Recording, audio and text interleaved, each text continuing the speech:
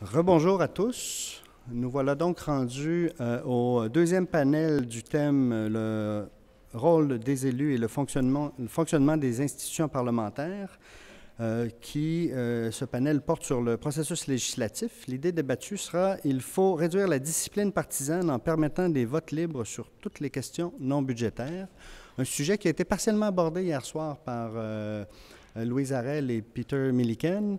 Mais j'ai bien hâte d'entendre ce que nos panélistes ont à dire sur le sujet et je cède immédiatement la parole à Patrick Taillon qui va animer le débat et qui va prendre le soin de présenter nos généreux conférenciers. Merci. Bonjour, alors mon nom est Patrick Taillon, je suis professeur à la faculté de droit de l'Université Laval. J'enseigne essentiellement le droit public et je vais essayer d'animer ce débat sur le processus législatif, mais qui s'articule essentiellement autour d'une proposition précise, pour ou contre la discipline de parti. Faut-il réduire cette discipline pour permettre le vote libre sur toutes les questions, sauf les mesures budgétaires? Cela pose évidemment plusieurs questions, celle du droit à la dissidence de chaque député, de la nécessaire cohésion au sein des groupes parlementaires, de la stabilité gouvernementale, de la capacité du gouvernement à mener à bien des réformes. Quel équilibre trouver à tout ça? Pour en discuter, nous accueillons avec grand plaisir 4 invités de marque issus d'horizons très variés. Alors, je vous les présente sommairement dans l'ordre dans lequel ils interviendront, si ça vous convient. Alors, d'abord, M. Jean-François Godbout, professeur au département de sciences politiques de l'Université de Montréal, c'est bien ça, directeur du programme de doctorat, co-directeur de la Revue canadienne de sciences politiques, directeur de l'Observatoire des fédérations du Cérium. Il détient une expertise, une vaste expertise, notamment dans le domaine des institutions politiques comparées et de tout ce qui touche le parlementarisme et les élections. Alors, ensuite, nous aurons aussi une intervention de Mme Agnès Maltais, députée de Tachereau, au sein du Parti québécois, actuellement leader parlementaire au sein de l'opposition officielle. Elle a été aussi par le passé présidente de caucus, donc elle est particulièrement préoccupée par la cohésion au sein d'un groupe, ministre au sein des gouvernements Bouchard, Landry et Marois.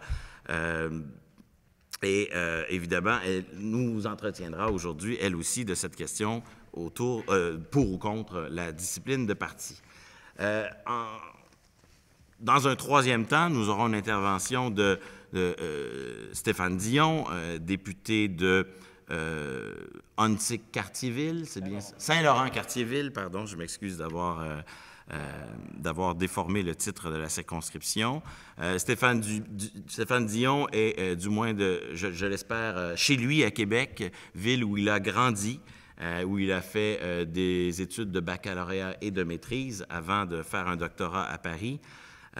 Il a ensuite enseigné à l'Université de Montréal et dans plusieurs autres endroits à titre de professeur invité. Est devenu en 1996 ministre des Affaires intergouvernementales, a été par la suite aussi ministre de l'Environnement et chef de l'opposition officielle.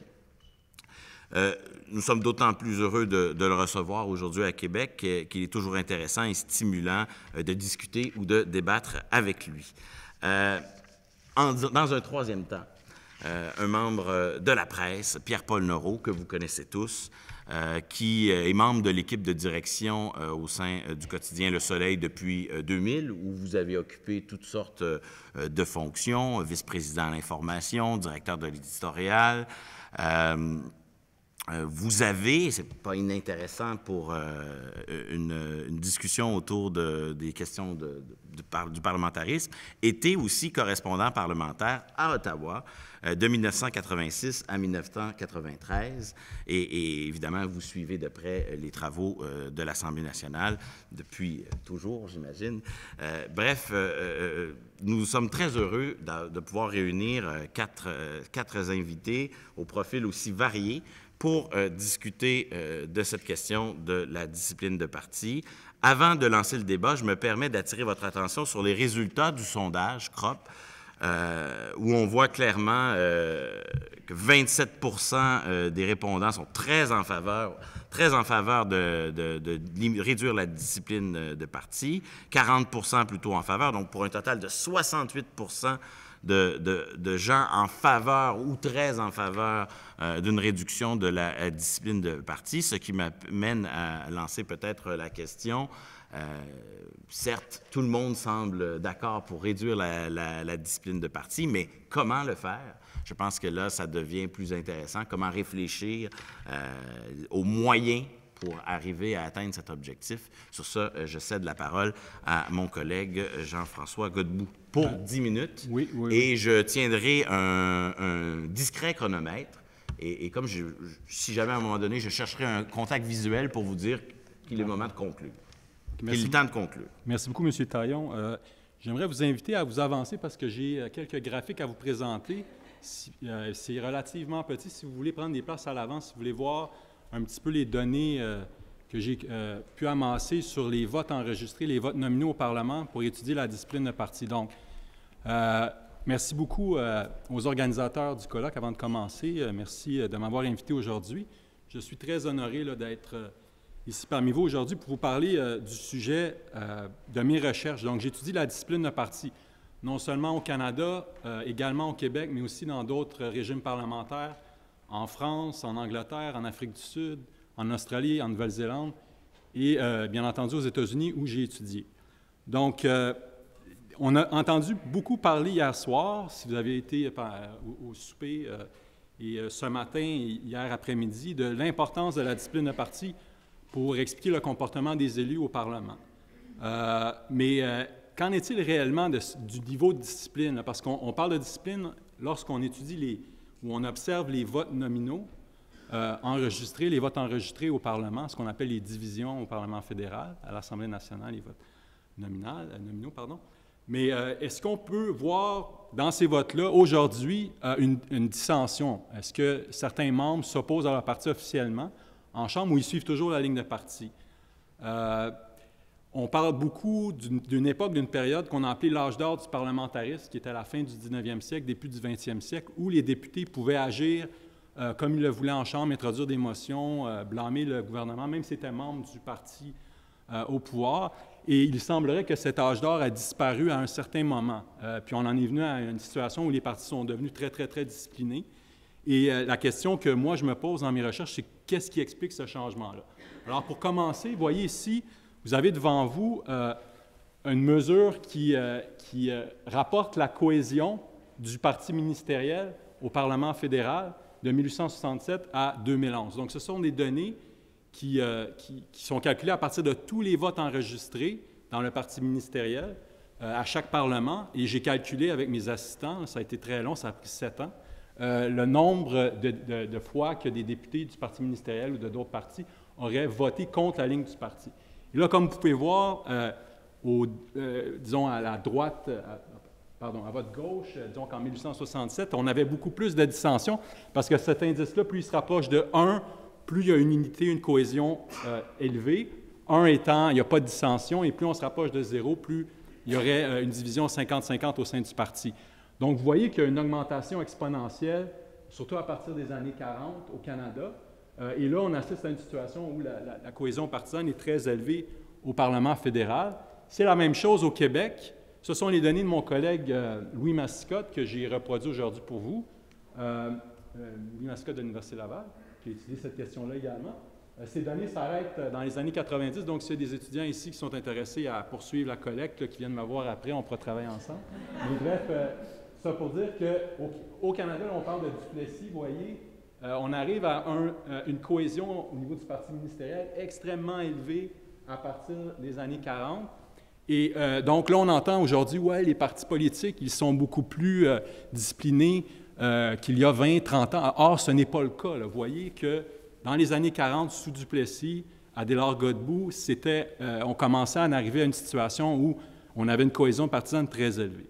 Donc, le phénomène est observé également en France. Ça, c'est la 5e République, où j'ai amassé les votes avec un collègue de l'Université de Montréal, qui est maintenant à Sciences Po Paris. Donc, on remarque également que le parti ministériel, la cohésion des membres est beaucoup plus élevée Ce n'est pas aussi fort qu'au Canada, ça c'est 2007 étant le dernier Parlement où on a ramassé des données. Donc je répète, on amasse tous les votes enregistrés, on calcule la moyenne d'appui pour le parti ministériel, s'il y a de la dissension, puis on fait une moyenne. Un point représente un Parlement. Donc, plus on avance dans le temps, plus c'est uni.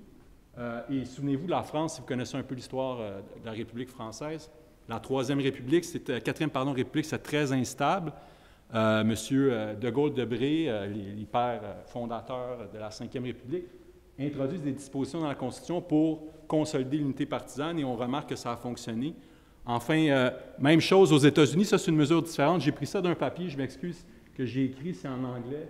Je voulais vous montrer des données ce matin, je n'ai pas eu le temps de traduire ça, mais les lignes représentent juste la variation au sein de l'unité dans chacun des votes. Ça, c'est le Congrès américain depuis 1867 jusqu'à 2008. Et si on superpose les deux principaux partis au niveau fédéral, les libéraux et les conservateurs, on remarque que l'unité partisane en 2008-2012, elle est aussi élevée au Congrès américain qu'au Parlement canadien. Donc, on parle de polarisation au Congrès américain, c'est comme un régime parlementaire aujourd'hui. Or, on va entendre probablement durant les discussions l'idée qu'on est dans un régime parlementaire, la discipline est nécessaire pour maintenir le gouvernement au pouvoir, mais là, vous avez la preuve que même dans un régime, dans une république ou une séparation complète des pouvoirs, on peut assister à une situation où il y a une polarisation partisane importante. Donc, moi, l'idée, en fait, ce sur quoi mes recherches portent, en fait, qu'est-ce que j'essaie de comprendre dans tout ça, c'est qu'est-ce qui explique cette augmentation-là. Et là, la littérature en sciences politiques avance 3 pistes de réponse. La première, c'est qu'il y aurait simplement une augmentation plus efficace de la discipline de parti. Donc, les partis aujourd'hui ont plus de facilité à imposer la ligne dure qu'au 19e siècle, par exemple, au début du 20e siècle. Donc, l'unité étant qu'est-ce qu'on observe sur le vote, la discipline serait ce qui est appliqué pour que les députés puissent voter ou non avec leur chef ou avec leur parti. Une autre explication, ce serait simplement que les partis n'ont pas vraiment...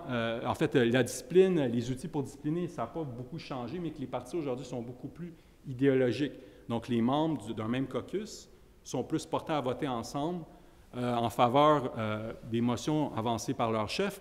Et donc, on observe une grande discipline, mais ce n'est pas artificiellement imposé par la pression des whips, par exemple, mais bien juste par la cohésion interne du parti. Tout le monde est d'accord. Donc, tout le monde vote ensemble. Enfin, on peut penser que, comme je l'ai mentionné avec la Cinquième République française, qu'il y aurait eu des règles institutionnelles qui se seraient développées au fil des ans pour avantager les chefs et pour réduire la dissension, non pas en imposant une discipline, mais en contrôlant l'agenda législatif. Moi, je ne veux pas en parler d'avortement. Ça ne va pas être une question qui va être discutée à l'Assemblée. Si quelqu'un veut en parler dans mon parti, je vais imposer un bâillon. Je contrôle l'agenda, je décide c'est quoi les questions qui vont être posées. Et donc, on a plus d'unité parce qu'on ne parle pas de sujets dérangeants, si vous comprenez la métaphore ici. Donc, là, je vais introduire une petite formule économétrique qu'on a développée, les politologues, pour essayer de comprendre qu'est-ce qui explique le vote d'un député ou d'une députée à l'Assemblée nationale, au Parlement fédéral, à la Chambre des communes. Bref, l'idée ici, c'est que le vote d'un député est expliqué par principalement 2 facteurs. Ce sera la préférence du député. Ça peut être une préférence qui est influencée par son comté, par exemple, ou juste son idéologie personnelle. Et la pression qui pourrait être exercée par le parti. Donc, du moment où la préférence d'un député correspond à la préférence du parti, la discipline n'est pas nécessaire. Vous comprenez ce que je veux dire? Si tout le monde est d'accord, on n'a pas besoin de sortir le bâton ou la carotte. C'est lorsque la préférence d'un membre ne correspond pas à la préférence d'un parti, c'est à ce moment-là qu'on peut avoir recours à la discipline de parti, entre guillemets, et ça peut être un recours, comme je l'indique ici, qui peut être l'application de la discipline directe ou indirecte. Donc, la discipline imposée de façon directe, ici, ça serait des sanctions. On vous met, votre bureau va être à côté de la toilette. Ça, c'est comme au Congrès américain, ils font ça. C'est pas des blagues, là. Si on est méchant, avec vous écoutez House of Cards, là, vous voyez le whip du parti, là, c'est les stratégies qu'on va utiliser. Vous n'êtes pas invité à participer à des voyages de délégation, ces choses-là, premièrement.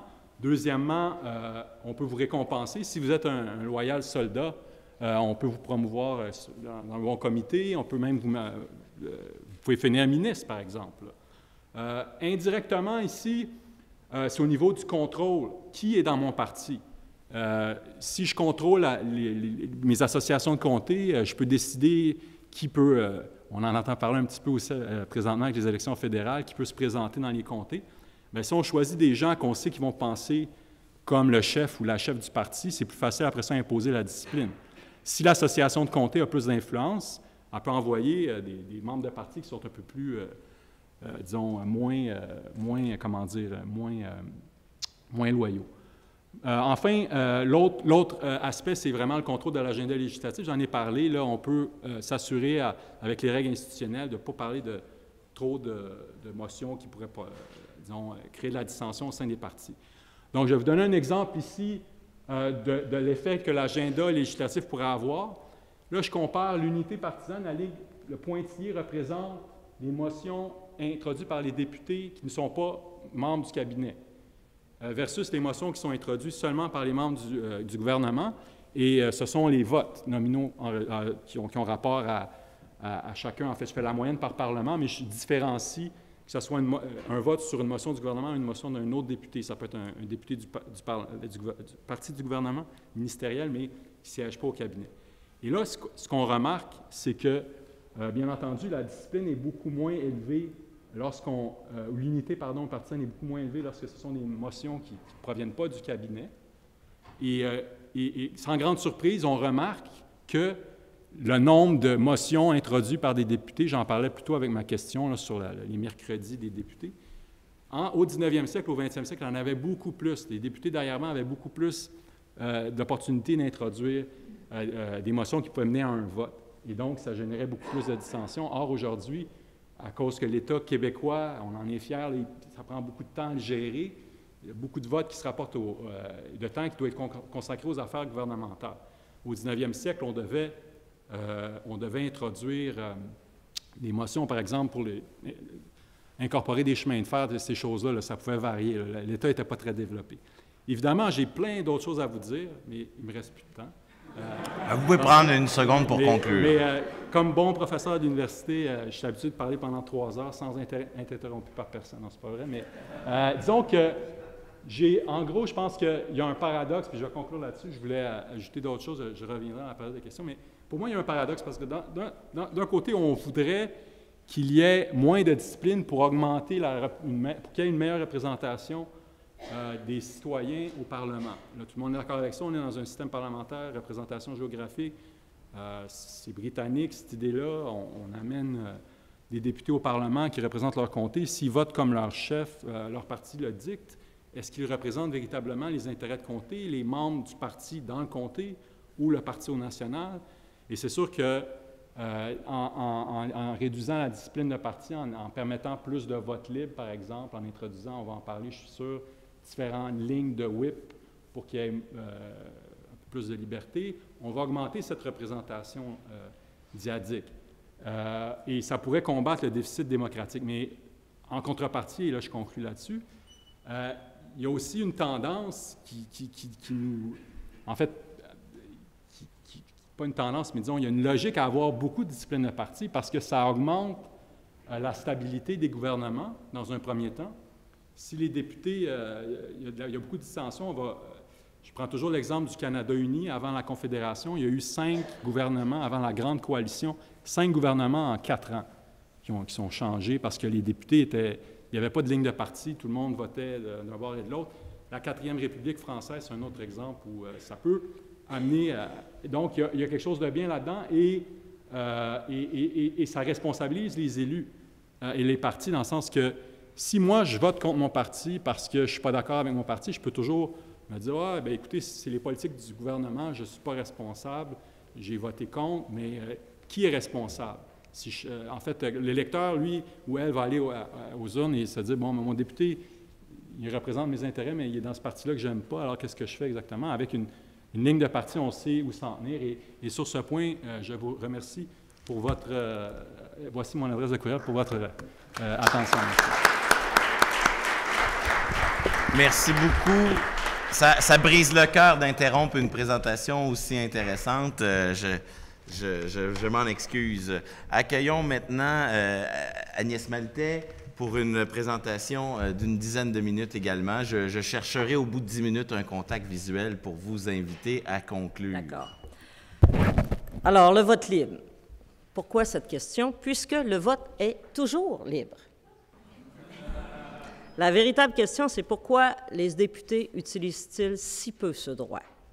À cause des conséquences sur leur formation politique et sur eux-mêmes et sur leur carrière politique. Je vais commencer par vous poser une question. Comment est formée l'Assemblée nationale? Il y a deux visions. De 125 députés élus, avec chacune son opinion, issue d'un heureux mélange d'expériences, de culture et d'environnement humain et géographique. Il y a des gens qui ont cette vision-là. Mais peut-être qu'elle s'est tranquillement muée en plusieurs formations politiques composées d'un certain nombre de députés, chacun issus d'un échange d'idées, d'opinions, exprimées sur la base commune appelée programme. Selon votre réponse à cette question, vous répondrez différemment à la question proposée.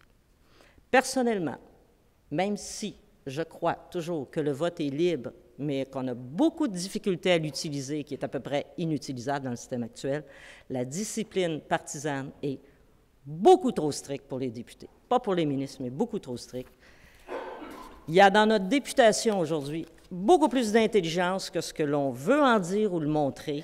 On s'en sert peu, on s'en sert mal, et je reviendrai plus loin même avec des suggestions si j'ai le temps. Donc, le vote libre existe depuis toujours en parlementarisme québécois. L'abstention aussi existe, mais elle n'est pas très populaire parce que s'abstenir, c'est dire qu'on n'a pas d'opinion. On est élu pour émettre une opinion. Le vote libre est un dérivé de la liberté de parole qu'acquiert le député à la suite de son élection. Tout député est responsable de son vote et il parle véritablement par son vote. Mais, comme l'indiquait Louis Massicotte, la discipline de parti est une résultante du régime de responsabilité ministérielle qui court au Québec depuis 1848. Je vais le citer. La discipline de vote détermine de façon essentielle le contrôle que le gouvernement est en mesure d'exercer sur le déroulement des travaux de l'Assemblée. Bon. Le gouvernement peut alors ratifier l'ensemble de ses décisions par l'Assemblée nationale et il s'assure donc d'être un gouvernement responsable. Les critiques les plus acerbes de la discipline partisane tirent souvent leur opinion d'une image déprimante de députés ministériels, Louise Arel en a parlé un peu hier soir, qui ne font qu'avaliser le programme gouvernemental préparé par le Conseil des ministres sans aucune objection et sans voix au chapitre dans leur élaboration. Voilà l'image. C'est vrai, en partie. Le pire emploi dans une Assemblée nationale, c'est le député ministériel. J'aime mieux être dans l'opposition, des fois là, pour le fun, pour mon plaisir personnel, qu'être député ministériel. Mais ces critiques oublient le plus souvent de traiter l'instrument fondamental dans la formation de la ligne de parti, c'est-à-dire le caucus. Les tractations entre les députés, le chef, les ministres se font en dehors de l'œil du public, à l'abri des caméras surtout, et des autres partis, lors du caucus, où il est possible pour les députés de faire valoir leur point de vue, tout en ne marquant pas leur dissension publiquement. Au caucus, normalement, les députés jouissent d'une grande liberté d'expression et ont une influence certaine sur les orientations gouvernementales du parti. Le caucus, c'est l'endroit où se crée la ligne de parti. Évidemment, la capacité du caucus de réussir le nécessaire équilibrage, c'est fondamental, entre les intentions gouvernementales, ce qu'on appelle en termes habituels la solidarité, les opinions des électeurs, la représentativité, et le programme, parce que nos partis sont fondés sur le militantisme, donc l'opinion collective. Alors, le nécessaire équilibrage en tout ça dépend de deux éléments majeurs. Les qualités d'écoute et de leadership des chefs, leur sens politique, et la qualité de la députation, son influence sur le chef. J'ai vécu sous 5 chefs du Parti québécois. Je peux vous dire qu'à chaque chef, chaque caucus, il y a des différences. J'ai vraiment vécu ça. Mais la solidarité et la cohésion sont un gage de stabilité pour les groupes parlementaires. Ils en ont besoin. Ce mécanisme, le caucus, permet le plus souvent aux députés de se rallier, mais parfois aussi de rejeter la proposition de leur parti. Et plus ça va, plus les députés sont éduqués, sont articulés, sont argumentés, et au caucus, plus ça va, j'ai vu vraiment une évolution, plus ça brasse et plus ça peut être solide. La position du parti est de plus en plus fondée sur des gens de très haut niveau. L'utilité du caucus est primordiale, puisque lorsqu'un député décide de poser en public un geste de dissidence, la plupart des observateurs de la vie politique l'interprètent comme un signe de dissension majeure au sein d'une formation politique ou d'un problème de leadership. Les médias adorent les problèmes de leadership. C'est très difficile à vivre que d'exprimer la dissension pour tout le monde.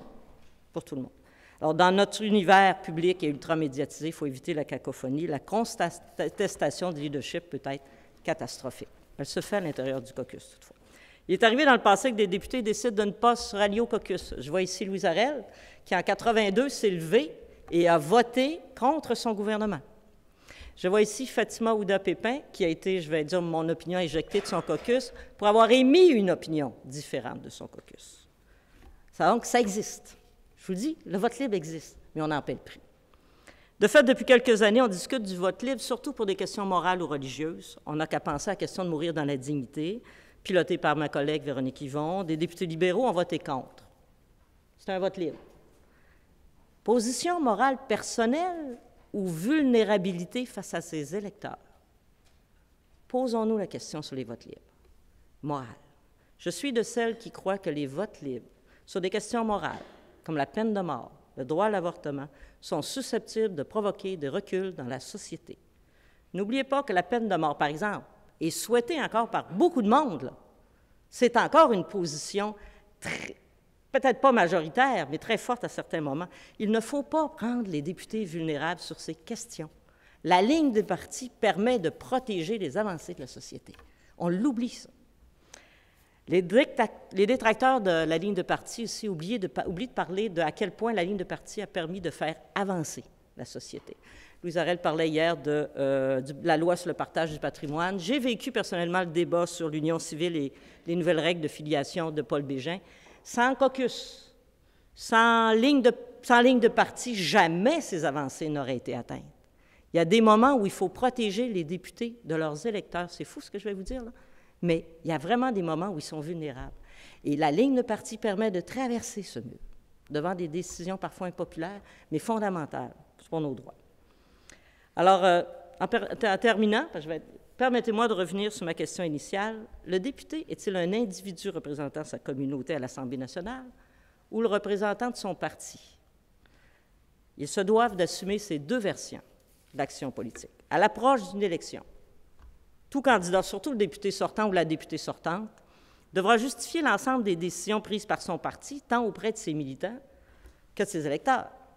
La ligne de parti permet la mise en place d'une imputabilité bien établie. La population décide du mérite ou du démérite des décisions ou des promesses d'une formation politique lors d'une élection. En conséquence, elle s'attend au respect des engagements électoraux.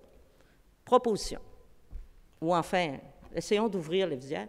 Pourrait-on penser un jour qu'un élu se verrait autorisé à voter contre une position de son parti, donc de son gouvernement, s'il croit que la dite proposition va à l'encontre de ses engagements électoraux?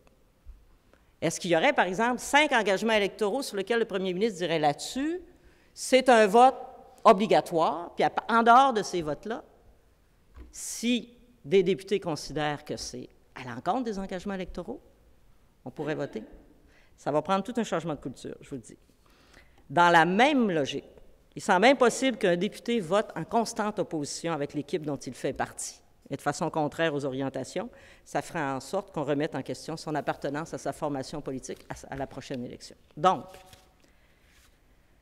la véritable question, c'est non pas le vote libre, mais le pouvoir de l'exécutif versus le législatif. C'est ça la vraie question. Le vote libre existe, mais on ne l'exerce pas à cause de la puissance de l'exécutif. Hier, Louise Arel en parlait en disant « c'est devenu une emprise royale ». Je suis d'accord. L'exécutif existe, trop de pouvoir, les premiers ministres sont devenus très puissants au Québec. Les débats en commission parlementaire ne permettent plus, même à des députés ministériels, d'intervenir pour améliorer un débat. Comment se fait-il qu'on n'ait pas, par exemple, possibilité pour les députés ministériels, ce serait possible, de voter pour ou contre des articles du projet de loi déposé par un ministre, suite au débat ou aux échanges? Je pense que parfois, certains députés ministériels voteraient avec l'opposition. Et ça m'est arrivé comme ministre aussi de voir que mes députés ministériels venaient me parler et disaient « il faudrait accepter cet amendement ». Donc, il y a une liberté qui est vraiment restreinte à des endroits où ce n'est pas nécessaire.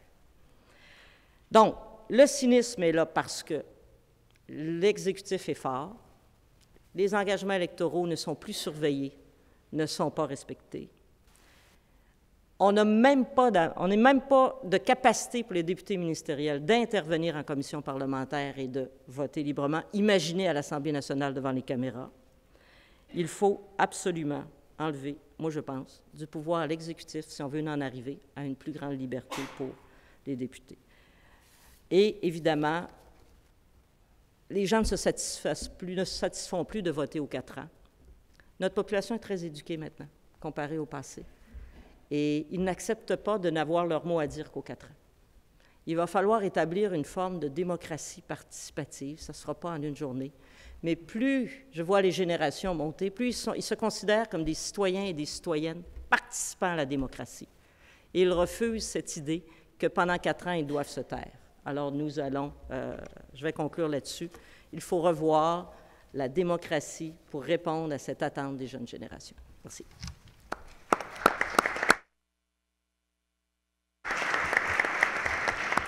Merci beaucoup pour ce plaidoyer pour une certaine forme de discipline de parti. Et accueillons maintenant Stéphane Dion pour une présentation d'une dizaine de minutes. Merci Patrick. Merci mesdames et messieurs. Les organisateurs de cette conférence, que je remercie pour leur invitation, nous demandent de répondre à la question suivante. Êtes-vous d'accord avec la proposition suivante? Il faut réduire la discipline partisane en permettant des votes libres sur toutes les questions non budgétaires. Ça veut dire, toutes les questions liées au budget seraient des votes de parti et les autres seraient des votes libres. Je pense que les organisateurs incluent aussi dans cela les votes de confiance. On espère qu'ils ne seront pas trop nombreux. On pourrait demander d'ailleurs au gouvernement et à l'opposition d'annoncer en avance si un vote est un vote de confiance. Qu'on ne dise pas après, mais maintenant que vous me posez la question, c'était un vote de confiance. Donc, il faudrait que ça soit annoncé à l'avance et il serait pas très nombreux, mais par exemple, le discours du trône serait un vote de confiance. Et tous les autres votes seraient des votes libres. Eh bien, à cela, je réponds que je suis d'accord pour dire que les questions budgétaires importantes et les questions de confiance devraient être des votes de parti, mais j'ajouterais 2 autres catégories de votes très importantes qui doivent être des votes de parti. Les votes qui relèvent clairement de l'engagement électoral du parti, de son programme. On s'était fait élire là-dessus. De quel droit, après, on pourrait voter contre cela?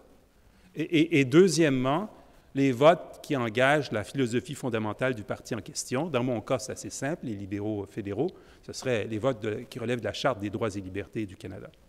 La position que je viens d'émettre, en toute bonne discipline de parti, est celle de mon chef, Justin Trudeau.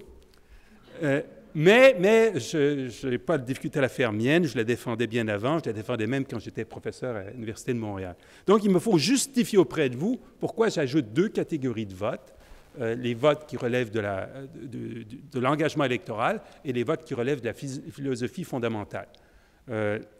Même si on ajoute ces catégories de votes, il reste qu'on aurait une discipline de parti plus souple que c'est le cas aujourd'hui. Ça, je pense qu'on peut s'entendre là-dessus. Mais ça ne serait pas aussi souple que ce que nous proposent les organisateurs de la conférence. Alors, laissez-moi justifier cela. J'accepte d'emblée l'idée que les partis sont impopulaires, d'après plusieurs enquêtes d'opinion. Patrick mentionnait CROP tout à l'heure. L'enquête d'André Blais et d'Elisabeth Guiden-Gill montre que c'est le parti qui est l'institution la moins populaire auprès des Canadiens. 78% des Canadiens font davantage confiance à leurs députés qu'à leur parti, un peu comme on aime mieux son médecin que le système hospitalier. L'enquête Samara 2014 montre que pour les Canadiens, le rôle le plus important du député est de représenter les opinions des résidents de son comté, et le rôle le moins important est de représenter les opinions de son parti. D'où la frustration, parce qu'on a souvent le sentiment inverse, c'est que le député défend son parti beaucoup plus que ses commettants. D'accord, je suis d'accord avec ces enquêtes d'opinion-là, mais alors que dire du fait qu'à peu près toutes les études montrent, toutes celles que je connais en tout cas, montrent que les électeurs votent bien davantage en fonction du parti qu'en fonction du député. Si on aime mieux le député que le parti, pourquoi on fait plus en fonction du parti que le député? Comment expliquer ce paradoxe? Et il est vrai, remarquez qu'un député travailleur, consciencieux, bien connu, peut, grâce à sa notoriété personnelle, survivre à une débandade de son parti. Je parle un peu en connaissance de cause. Mais lors d'une élection, il reste que le niveau de confiance des électeurs envers le chef et envers le parti est l'élément le plus déterminant. Donc, il serait un peu paradoxal de créer un Parlement qui ignorerait ce fait.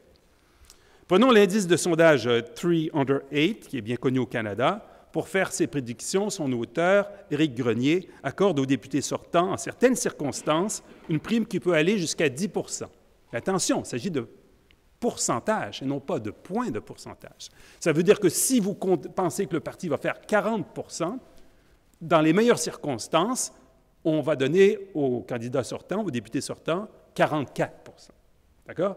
Alors, la différence entre 40 et 44 peut faire la différence entre une victoire et une défaite, mais on doit convenir que ça joue à la marge d'un alignement du vote qui est principalement partisan. Alors, bien des députés et des candidats qui sont vedettes, ou moins vedettes dans leur tête, vont dire « Moi, j'ai apporté beaucoup plus à mon parti que 4 points de pourcentage. » Je peux vous dire que c'est le cas à Saint-Laurent-Cartierville. Mais soyons réalistes, à peu près aucun d'entre nous ne se ferait élire sans notre parti. C'est ça la vérité. Alors, si l'électeur aime mieux le candidat que le parti, pourquoi vote-t-il plus pour le parti que pour le candidat? À mon avis, le paradoxe s'explique par le fait que les partis politiques organisés, disciplinés, et depuis très longtemps, comme le montre Jean-François dans sa recherche, remplissent deux fonctions dans notre système politique, dans notre démocratie. Une fonction électorale et une fonction nationale. La fonction électorale, la fonction nationale ou la fonction de l'intérêt public, si vous voulez. La fonction électorale, c'est quoi que les gens disent des partis.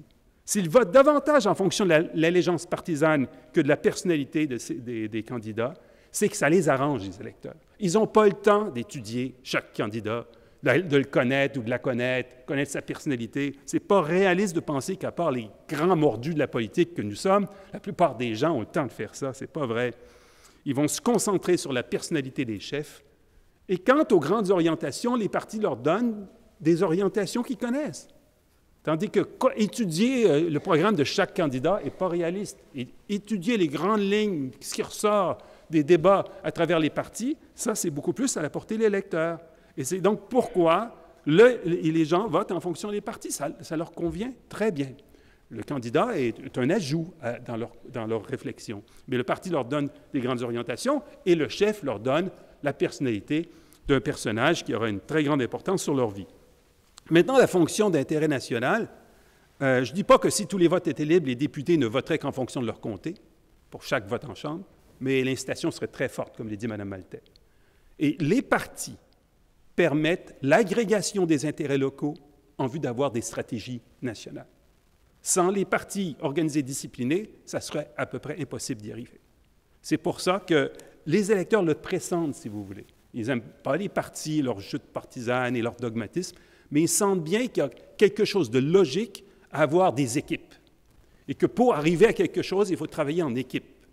Et que si on est élu en équipe, on doit se comporter en équipe une fois élu. Je suis convaincu que la plupart de nos concitoyens, tout en ayant à cœur leur propre communauté, accordent beaucoup plus de poids au pays dans son ensemble, au fédéral, au Canada, et pensent à l'intérêt national et pas seulement à leur propre circonscription. Considèrent cette dernière comme faisant partie de leur pays, plutôt que comme une sorte de république autonome et isolée.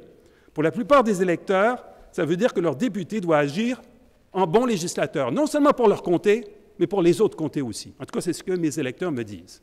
Et c'est pour ça qu'ils votent pour moi. Pas seulement parce que je pense à Saint-Laurent-Cartierville, mais parce que je pense aux 307 autres comtés. Et ils savent qu'on n'agira pas en lone wolf, qu'on va travailler en équipe. Et ils savent avec quelle équipe. Du moins, à moins qu'on traverse la Chambre, ce qui comporte un coût politique, comme vous savez. Donc, voilà pourquoi je crois qu'il serait mal avisé de modifier la Chambre des communes de manière à imposer aux Canadiens un groupe informe de députés libres de toute discipline de parti. Qu'on dise que la discipline de parti doit être moins rigide au Canada, je suis tout à fait d'accord, mais il faut convenir qu'il vaut mieux pour l'ensemble de la population que des députés élus comme membres d'une équipe, en vertu d'un programme électoral national, sous la bannière d'un chef national, doivent travailler en équipe une fois élus.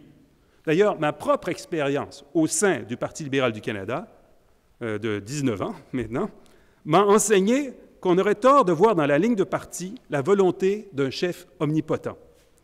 Elle est plutôt la résultante de jeux d'influence bien plus complexes que ne laisse croire la caricature. Il faut faire un peu plus d'analyse stratégique à la Michel Crozier ou à Vincent Lemieux, pour revenir à ma formation antérieure. Bien sûr, mon expérience n'inclut pas ce qui, selon les rumeurs, se passe dans les autres partis. Mon expérience de 19 ans à la Chambre des communes m'incite à faire un bilan plus positif du poids réel de nos députés que celui que font certains de mes collègues.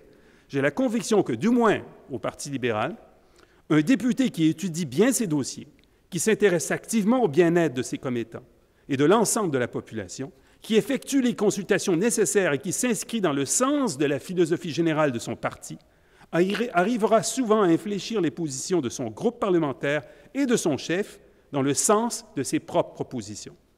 Mais ce député devra travailler en équipe et accepter que ses vues ne prévalent pas toujours, ce qui est parfois difficile.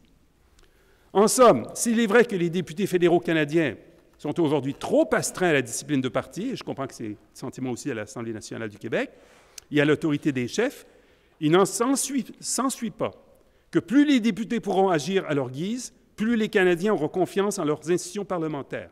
Aux États-Unis, comme on vient de l'entendre, les parlementaires représentent leurs commettants à la Chambre sans contrôle du chef et sans contrôle du whip. Mais la confiance des citoyens envers leur démocratie et leur Congrès est au plus bas aux États-Unis. Le plan Trudeau que je viens d'exprimer pour l'assouplissement de la discipline de parti est le bon. La discipline sera nettement moins rigide, mais lorsqu'il s'agira de voter sur les questions budgétaires importantes, les principes fondamentaux du parti, les éléments de son programme ou sur les votes qui engagent la confiance du gouvernement, la discipline de parti demeurera un mécanisme souhaitable, essentiel de notre fonctionnement démocratique et, pour reprendre le thème de ce colloque, pour la santé de notre démocratie. Merci beaucoup.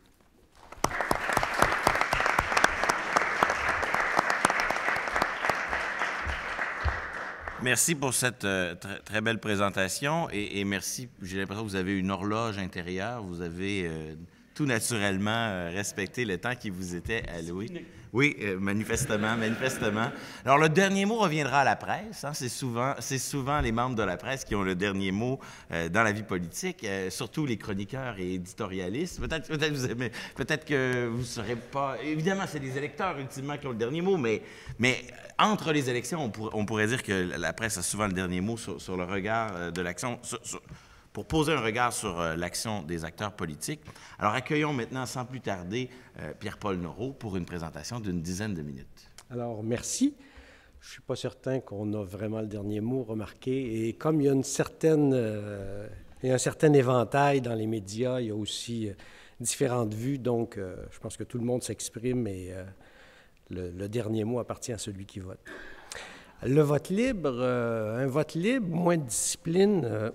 Alors, je pose la question, pourquoi d'emblée on veut donner de l'importance aux députés d'arrière-ban qui sont sous-utilisés, on veut leur donner plus de visibilité, plus de pouvoir, une capacité d'agir pour contrôler l'action gouvernementale et aussi, je l'espère, pour améliorer la qualité des débats, que ce soit à l'Assemblée nationale ou à la Chambre des communes, parce que si j'interviens pour m'opposer à mon propre parti, j'imagine qu'on ne dira pas que j'agis de façon partisane, j'agis sur le fond du débat, enfin, du moins je le pense. Ça, c'est la théorie, selon moi, du vote libre. La pratique du vote libre, je ne suis pas certain qu'il y ait une adéquation parfaite entre les deux. Quand est-ce que les élus vont avoir envie de ne pas voter avec leur parti? Bien, je pense que quand ils vont sentir une pression de leurs électeurs, ils vont se dire si ça menace ma réélection ou si c'est pour m'emmerder joyeusement, encore plus que les conséquences de voter contre mon parti, bien à ce moment-là, oui, ils risquent de se laisser tenter. Est-ce que ce n'est pas plus pratique, dans bien des cas, de se réfugier derrière la discipline de parti? Je pose la question, vaut-il mieux être l'otage de ses électeurs ou l'otage de son parti? Je pense que ça mérite réflexion. Alors, bien sûr, un député, ça représente à la fois son parti et ses électeurs. je souscris tout à fait à ce qu'on vient de dire, à savoir que la portion qu'un individu apporte pour se faire élire est probablement beaucoup, beaucoup moindre que celle que le parti lui fournit, que ce soit, en tout cas du moins dans les grands partis. Oui, les deux, quand on regarde le député, il sert à la fois ses électeurs et son parti, mais dans la réalité des faits, si on s'oppose à son propre parti, on risque d'être l'objet de très, très, très forte pression de la part de son parti.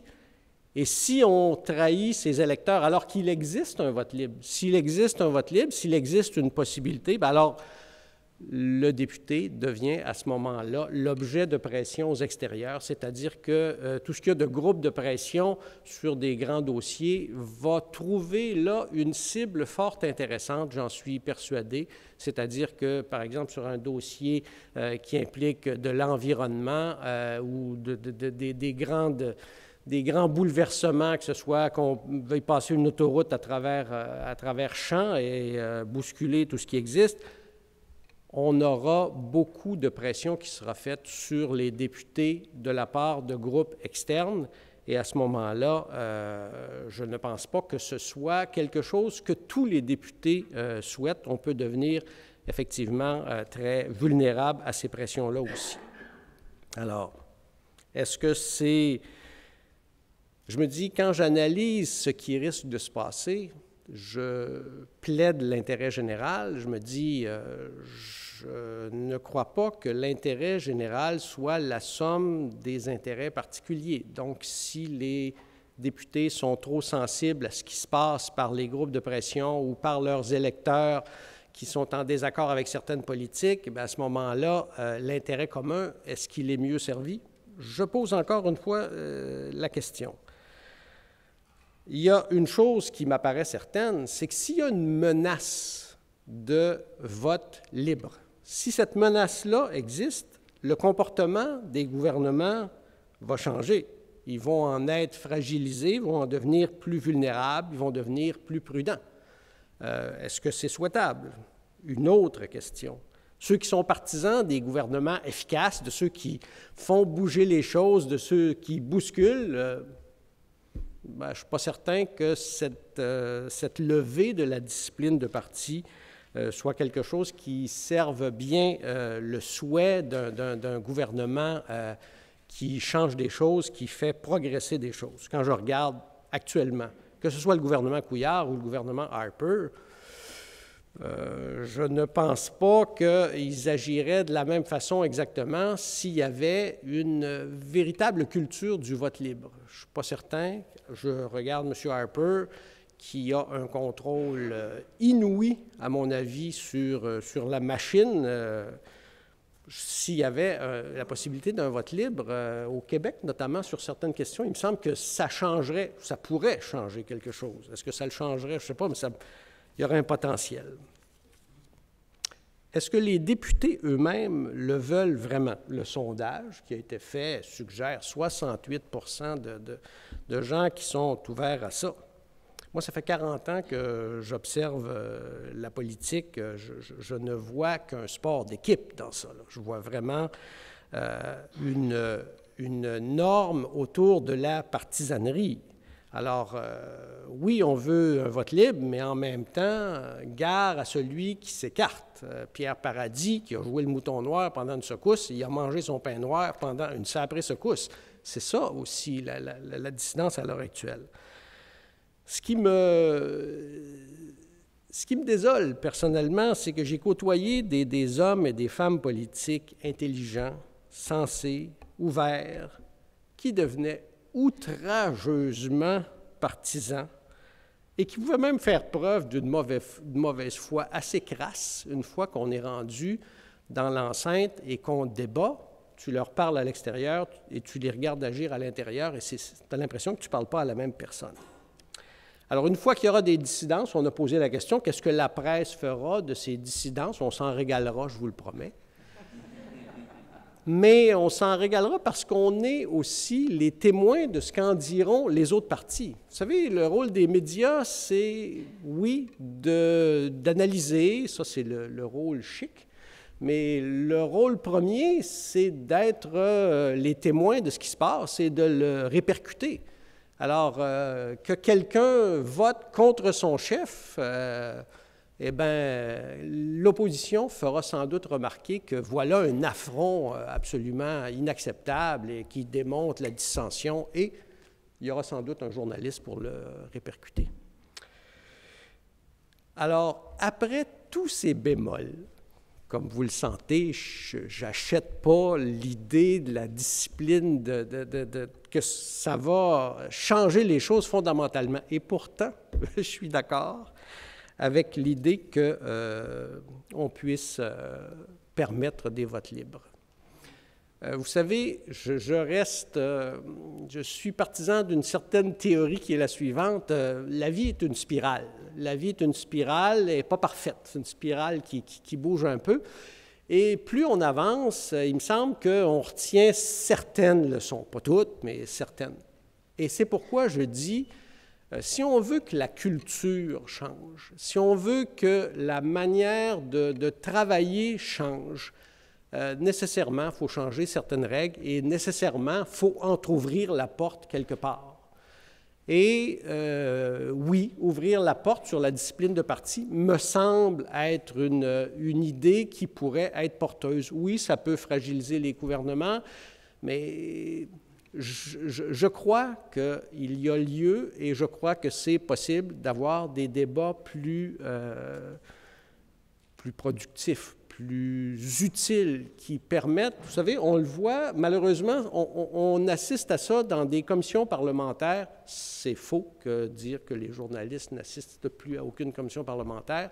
Je suis responsable de la salle de rédaction du journal Le Soleil et je peux vous dire que très récemment encore, j'avais 3 journalistes qui étaient en commission parlementaire. Donc, c'est pas vrai qu'on fait juste la chicane de l'Assemblée nationale. On couvre aussi des commissions parlementaires, que ce soit celle sur la santé là, qui est de M. Barrette. On a été là et on a suivi.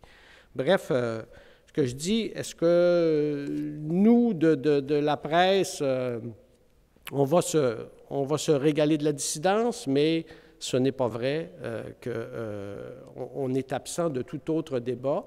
Et ce n'est pas vrai non plus qu'il n'y a pas des débats de qualité qui existent. Ils existent, mais malheureusement, sur des choses qui sont moins cruciales, sur des choses qui sont plus accessoires, entre guillemets.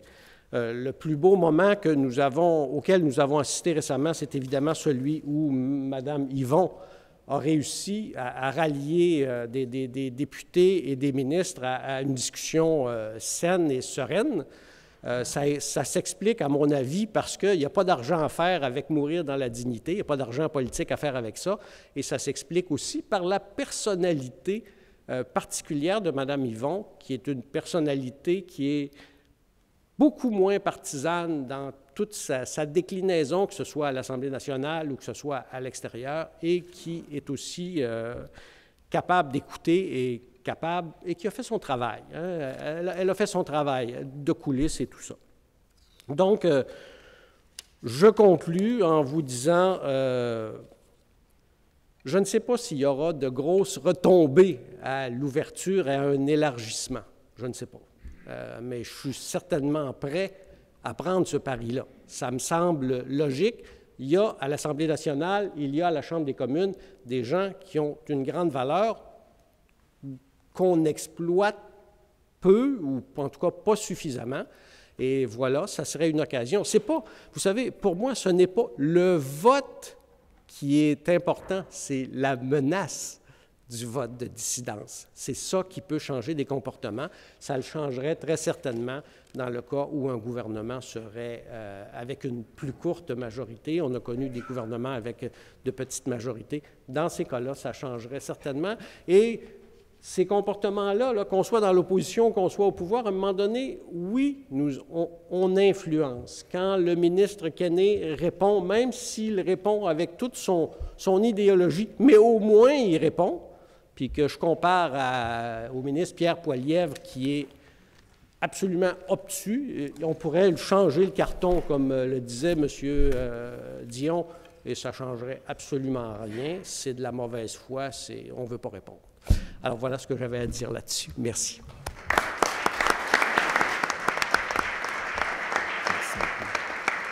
Merci beaucoup pour cette présentation tout en nuances et très riche quant aux leçons qu'on peut en tirer. C'est maintenant le moment de préparer vos questions au sein du public, mais pendant que vous préparez vos questions, on ferait peut-être un petit tour de table pour permettre à chacun de réagir aux présentations des autres.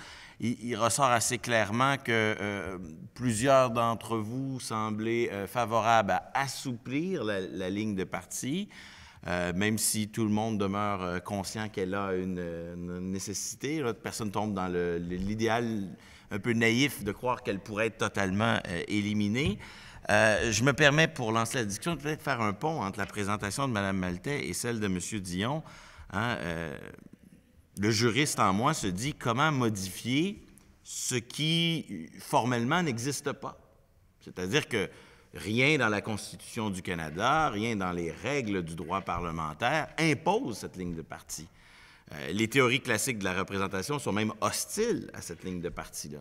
Et au fond, c'est une règle issue de la pratique, peut-être des conventions constitutionnelles, mais on est dans... Il n'y a pas de règle écrite.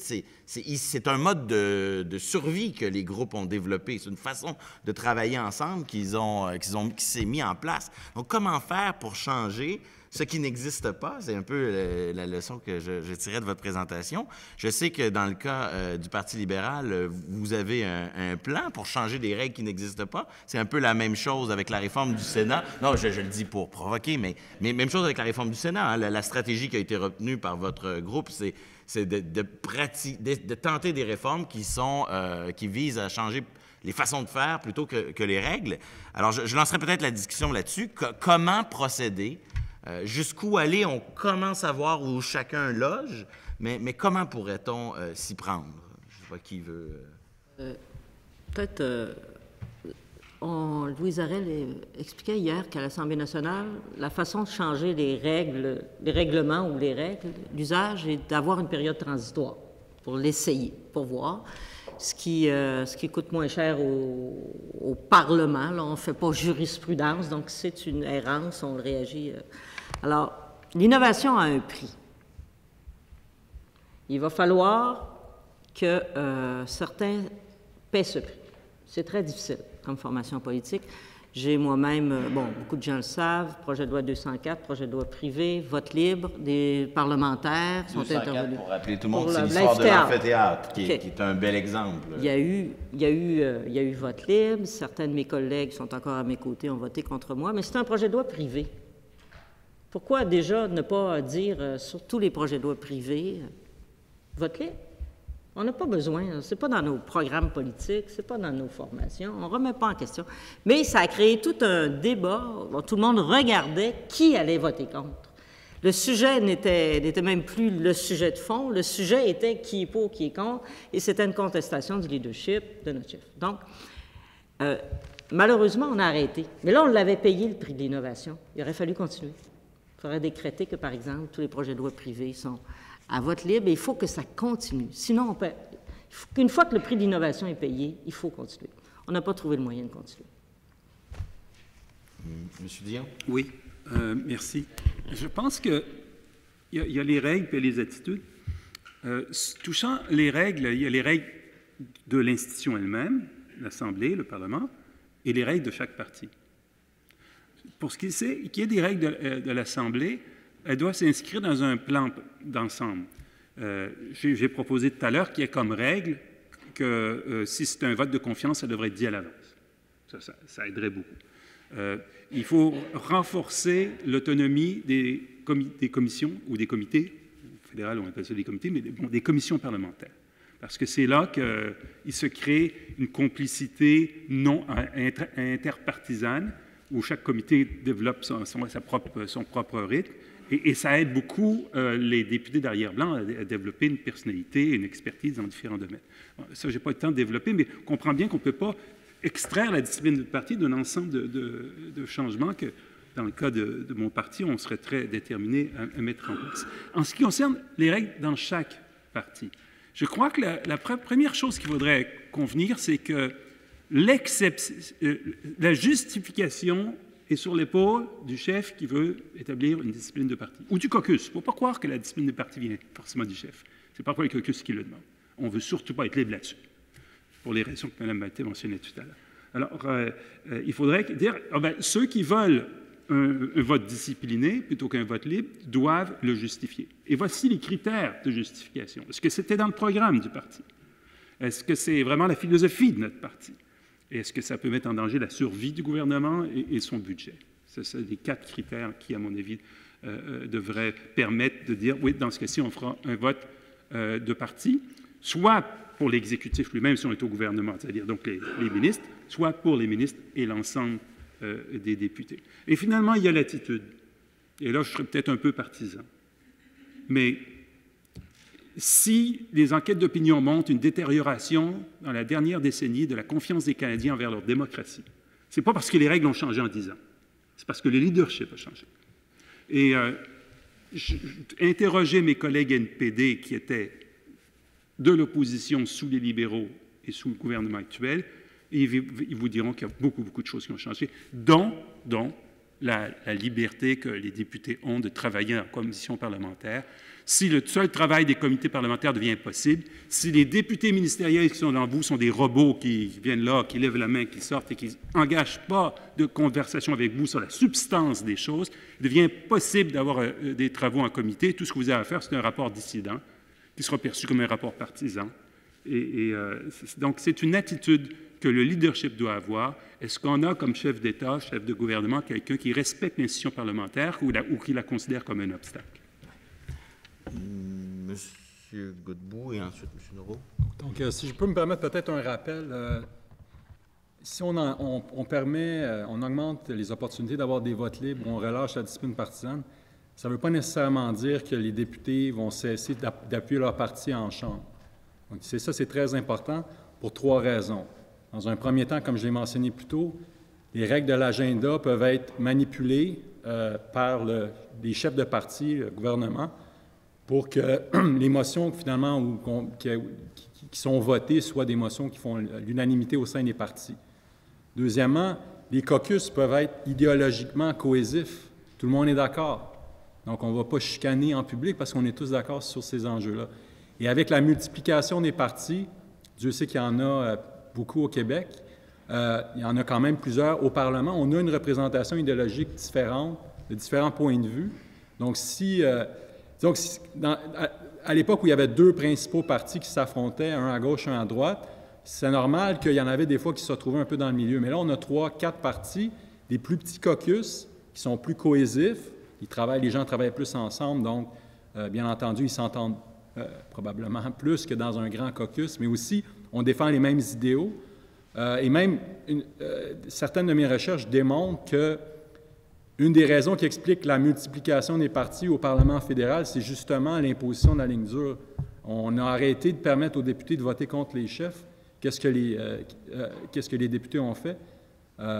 Ils ont brisé, en fait, ils ont quitté leur caucus pour former d'autres partis, comme par exemple le Parti progressiste. Pensez à Lucien Bouchard, un peu la même. C'est des circonstances différentes, mais le Bloc québécois, c'est un parti parlementaire au départ. Enfin, aussi longtemps que la carrière des députés va se faire, en fait, si on a de l'ambition comme une députée au Parlement, à l'Assemblée nationale, et que les opportunités de promotion dans notre carrière se font à travers le parti, c'est certain qu'on va écouter les directives du parti, vote libre ou pas vote libre. Peut-être qu'une fois de temps en temps, on peut déroger, mais bref, si on permet aux associations de comté et partisanes, par exemple, d'avoir une plus grande influence sur la carrière des députés, comme c'est le cas en Angleterre, où là, on dépend moins du parti pour être remis en nomination, par exemple, c'est plus la décision de l'association de comté. Là, nos commettants, c'est plus juste le leadership, mais bien, il faut écouter ce que notre association de comté dit. Et je voudrais conclure en faisant le pont avec le prochain panel sur le système électoral, parce que il y a un paradoxe dans les sondages qu'on a vus hier de CROP, par exemple. Les Québécois et les Québécoises voudraient avoir disons, plus de vote libre, moins de discipline de parti, mais d'un autre côté, ils voudraient un autre mode de scrutin au Parlement pour élire les députés, que ce soit au Québec ou à Ottawa, donc proportionnel. Mais si on a un mode de scrutin proportionnel, c'est sûr qu'il y a différents types, puis là, André Blais va me contredire, mais en gros, les députés vont être de plus en plus, dépendants de leur parti dans un mode de scrutin proportionnel qui serait dans un mode de scrutin à représentation géographique. Donc, la population veut moins de discipline, mais plus de proportionnel. Alors, les deux ne sont pas compatibles. Merci. Monsieur Naud. Alors, écoutez, simplement, je peux ajouter, je pense qu'ici, à l'Assemblée nationale, quand il est question de vote de confiance, c'est déjà délimité. La réforme parlementaire de 2009 a clairement indiqué ce qui était un vote de confiance. Alors, je pense qu'on pourrait facilement arriver à ça du côté d'Ottawa. Est-ce que un député qui fait bien son travail et qui étudie, qui est, je reprends les mots de M. Dion, il est ministre. Quand il fait son travail comme ça, il est ministre, ou presque. Alors, dans la plupart des cas, je pense sincèrement que on a besoin d'une certaine ouverture. Oui, on peut délimiter mieux ce qui est un vote, mais vous savez, si on ajoute à ce qui existe, vote de confiance, crédit budgétaire, et qu'on ajoute ce que vous dites, les engagements électoraux et la philosophie du parti, qu'est-ce qui reste comme vote? Les ajustements sur, je ne sais pas, moi, la hauteur des mâts des bateaux, ou je sais pas trop quoi. Peut-être l'intervention des forces armées en Irak contre l'État islamique, qui peut être une question délicate. Je pense que ça n'entrerait pas dans les critères énoncés par M. Dion. Ou une question idéologique. Oui. Je me fais un peu cynique, là. Alors, voilà, non, je ne veux pas en rajouter. Je pense que laisser la parole aux gens pour poser leurs questions. Très bien. Alors, à ce moment-ci, je demanderai à ceux qui veulent poser des questions de venir au micro, de vous présenter succinctement et d'énoncer votre question. Oui, mon nom, c'est Sylvain Mélençon. Je produis une émission d'affaires publiques à la radio communautaire CKIA, Radio Basseville. J'écoutais M. Noreau qui nous expliquait que si on assouplissait la ligne de la discipline de parti, ça ouvrirait la porte aux pressions de groupes d'intérêt auprès des députés. Mais ce que je me dis, c'est que les groupes d'intérêt ont déjà beaucoup d'influence. Les groupes d'intérêt nationaux, les groupes d'intérêt puissants. D'ailleurs, les fonctionnaires sont souvent très frustrés de voir que les gouvernements écoutent davantage les groupes d'intérêt que leurs propres fonctionnaires qui ont beaucoup d'expertise sur plusieurs sujets, pour la simple raison que les groupes d'intérêt peuvent aller sur la place publique et critiquer le gouvernement si le gouvernement ne les écoute pas, alors que les fonctionnaires ne peuvent pas aller sur la place publique à cause de leur devoir de discrétion.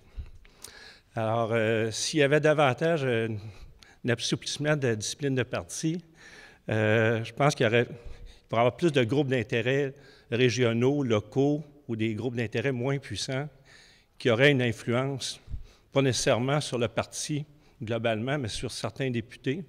Puis ça, je crois que ce serait davantage de démocratie, au contraire.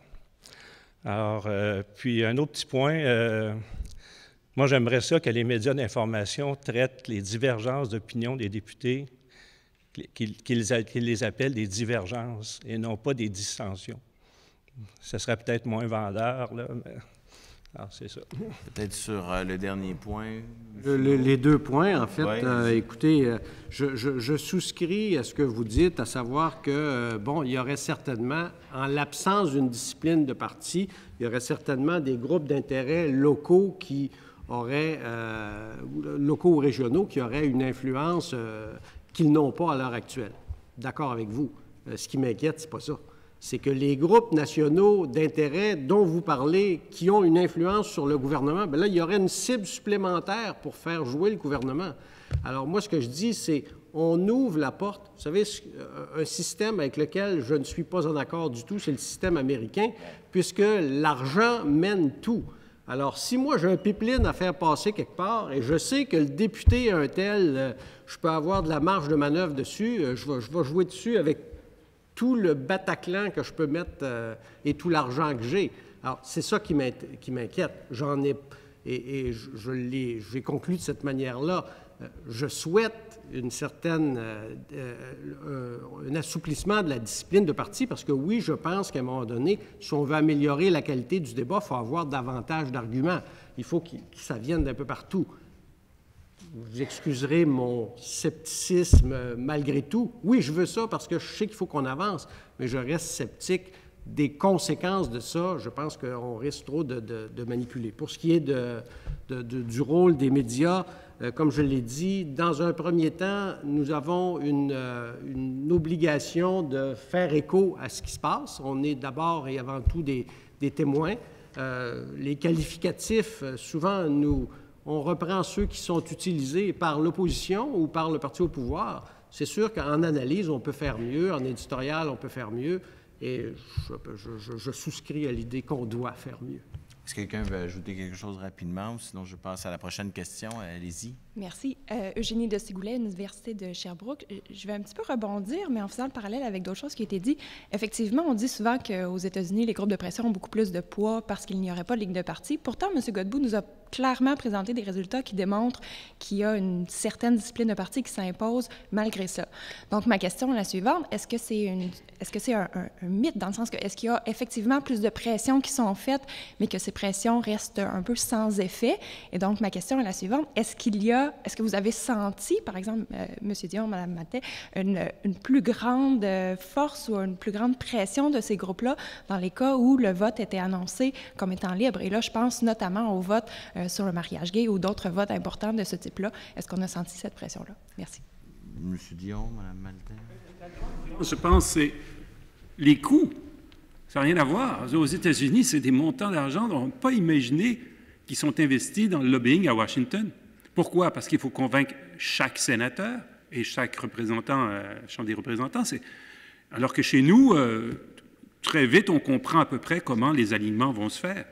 Et les lobbies ne vont pas dépenser des sommes folles pour convaincre chaque député parce qu'ils se disent qu'ils vont tous voter ensemble.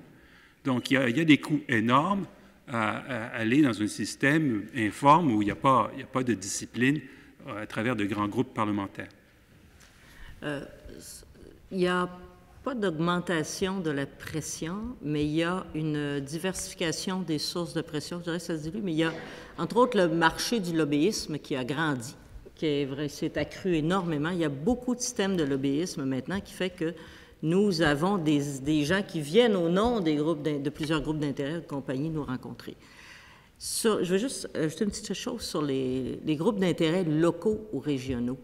Tous les députés reçoivent leurs groupes d'intérêts locaux et régionaux et l'intérêt est rarement seulement local et régional. Il y a des grandes organisations nationales au Québec et ensuite il y a des représentants régionaux locaux. Quand ils sont véritablement régionaux ou locaux, les bons députés prennent ces dossiers-là et vont les faire cheminer rapidement à travers soit leur caucus, soit leur ministre, et ils ont accès véritablement au cercle du pouvoir, même via l'opposition. Donc, les groupes d'intérêts régionaux et locaux ont des voix. Et je pense que c'est souvent plus facile de répondre à un groupe d'intérêt local qu'avoir un grand sujet national où, là, véritablement, il faut amener ça au caucus et il faut faire traverser là, le caucus, le Conseil des ministres et tout. Donc, c'est souvent plus facile de répondre aux groupes d'intérêt locaux et régionaux. Oui, juste peut-être ajouter un peu, pour revenir à la question d'Eugénie, le malheur des chercheurs en sciences sociales qui veulent travailler avec des données observationnelles, c'est qu'il est très difficile de déterminer que l'argent d'un lobbyiste aurait influencé un vote. Donc, à moins que vous me permettiez de distribuer aléatoirement de l'argent des députés d'autre bord dans 2 semaines ou dans la semaine prochaine. Et d'avoir un groupe placebo. Avec un autre parlement parallèle où je ne ferai pas l'expérience, et là, de comparer le résultat. On ne peut pas vraiment déterminer que l'argent va influencer. On pense que ça va influencer le vote, mais il n'y a pas de preuves empiriques. C'est très difficile à démontrer. Or, ça ne veut pas dire qu'il ne faut pas être vigilant, mais il ne faut pas oublier que les gens ont tendance à donner de l'argent à des députés ou à des représentants aux États-Unis qui partagent leur idéologie. On achète du temps pour parler avec les députés, mais on n'achète pas nécessairement leur vote. Mais bref, s'il y a des gens qui sont intéressés à faire des expériences avec les députés de l'Assemblée nationale, venez me voir après la pause. On en discutera. Très bien. Monsieur... Oui, alors Jean-François Daoud de l'Université de Montréal à la chaire de recherche en études électorales. Merci pour la présidence. J'ai 2 questions à 2 personnes spécifiques. Avant de souligner les qualités d'illustrateur de M. Godbout, ma première question s'adresse à M. Dion. Vous avez évoqué 2 catégories de vote sur lesquelles on pourrait accorder davantage, relâcher la discipline de parti. Quant aux députés, c'était vraiment novateur. C'est la première fois que j'entendais ces catégories de vote-là et je crois que ça vient de vous. La première catégorie m'a vraiment séduite. L'idée, la première catégorie qui était... laquelle déjà? Le programme de parti. Et là, le programme du parti. J'ai identifié les catégories de vote où il faudrait la discipline de parti. Ouais. Sous-entendant donc pour les autres, on pourrait ne pas l'avoir. Il faudrait justifier pourquoi on impose une discipline de vote à un groupe parlementaire. Et les 4 raisons pour lesquelles on pourrait le justifier, c'est le budget, la survie du gouvernement, le programme du parti, puis la philosophie fondamentale. Et vous avez évoqué la philosophie du parti comme étant une des catégories. Alors là, pour moi, j'ai un petit peu sourcillé parce qu'évidemment, ça me fait penser à la possibilité d'une dérive de concept stretching, si on veut. Et là, ça me fait sourciller. Et vous avez évoqué, par exemple, la Charte des droits et libertés, qui, quoi de mieux pour se prêter à du concept stretching? Alors, comment répondriez-vous à des dérives potentielles à cette application-là des catégories de vote? Je vous réponds à la question parce que je suis convaincu. Je vous pose la question parce que je suis convaincu que vous pouvez me répondre de façon convaincante. Je suis peut-être mieux de poser ma deuxième question. Ouais, on va poser votre deuxième question et M. Dion y répondra. Parfait. Alors, ma deuxième question est assez rapide et s'adresse à Mme Maltais. Encore une fois, j'ai peur que ça ne rende pas justice à votre exposé qui était très instructif. Mais vous nous avez exposé les raisons pour lesquelles un député peut davantage être séduit par l'idée de voter avec le parti, notamment au niveau de l'avancement de la carrière. Si on fait référence à l'anecdote de Louise Arel d'hier soir de ne pas se trouver une place au café du parlementaire. Il y a plein de bonnes raisons. C'est revenu dans la présentation de M. Godbout également. Et là, vous nous dites il y a moyen de bypasser ça en ayant un caucus fort, en grandissant ensemble comme équipe.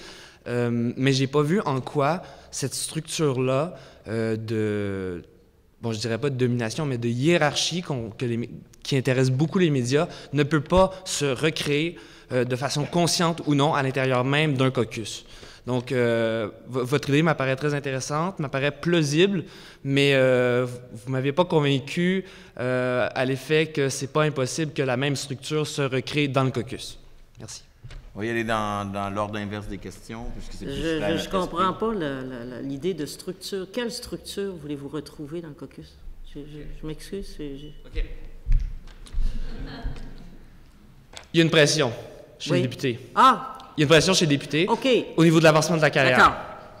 On veut bien paraître devant ses collègues. C'est pour ça qu'en Chambre, on vote avec le parti. OK. J'ai compris. On veut également bien paraître OK. en caucus. Non. Fermé ou non?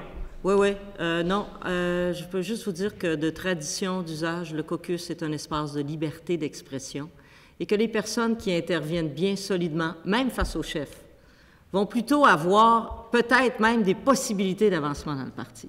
Parce que c'est là qu'on reconnaît la force, la capacité d'argumentation, de conviction. Le pouvoir de conviction en politique est quelque chose d'extrêmement valorisé. Parce que c'est ça notre travail, c'est de convaincre. Alors, quelqu'un qui est capable de se lever, d'être articulé, d'être même en opposition au chef en caucus, va toujours gagner le respect de ses collègues et du chef ou de la chef. J'ai vécu ça sous 5 chefs, croyez-le ou non, et ça, c'est une constante chez les chefs. Donc, étonnamment, il y a comme un effet quasiment inverse, où la personnalité forte devient un atout pour un député et on considère que ce député, si les interventions sont bonnes, sont intéressantes et que ce député devient un objet d'intérêt pour le chef. M. Dion. Moi, j'ai vécu sous 7 chefs. Permanents ou transitoires. Et il y en a un, j'ai trouvé très facile de travailler avec lui.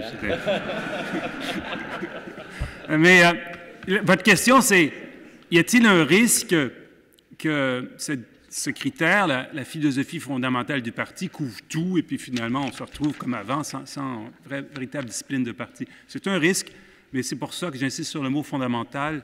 Je vais laisser soit à Mme Maltais de définir ce qui est fondamental pour le Parti québécois.